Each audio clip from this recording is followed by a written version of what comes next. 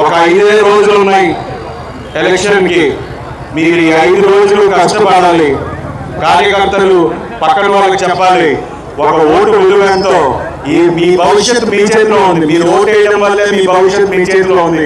మీరు ఒక సరైన నాయకుడిని ఎన్నుకోవాలి. మీరు ఆ నాయకుడిని ఎన్నుకుంటేనే మీ భవిష్యత్తు బాగుంటుంది. మీరు అలాంటి నాయకుడు ఎవరంటే నా దృష్టిలో చంద్రబాబు నాయుడు గారు.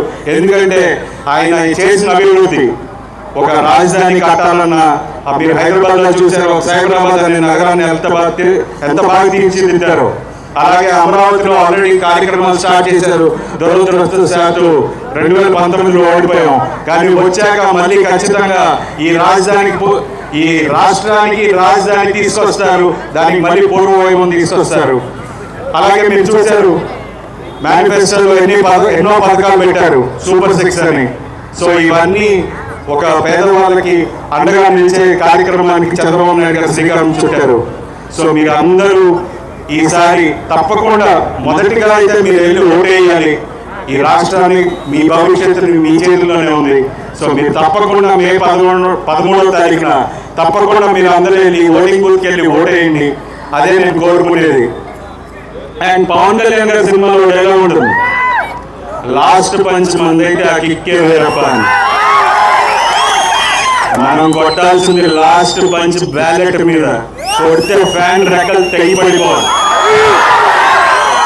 సో 13వ తారీఖున ఎమ్మెల్యే అభ్యర్థిగా సౌమ్య గారికి వేసి, అలాగే ఎంపీ అభ్యర్థిగా కేశినేని చిన్ని గారికి వేయాలని మనస్ఫూర్తిగా కోరుకుంటున్నాను.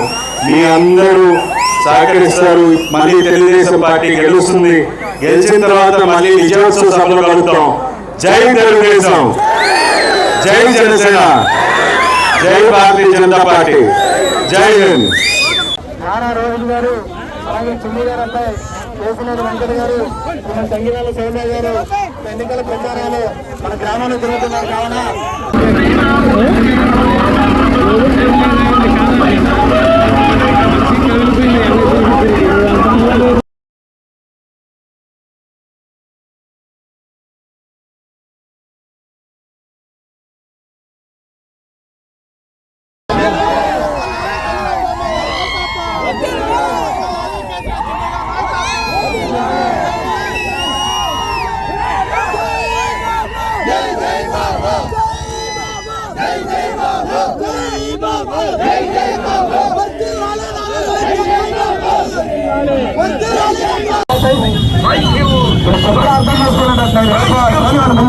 సైకిల్ గుర్తుకే,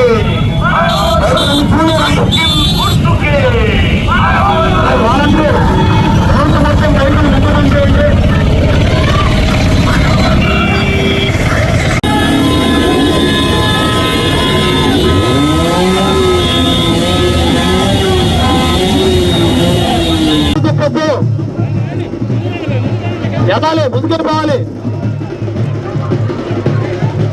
దయచేసి ఇంకెవరిని అక్కడే మాకండి.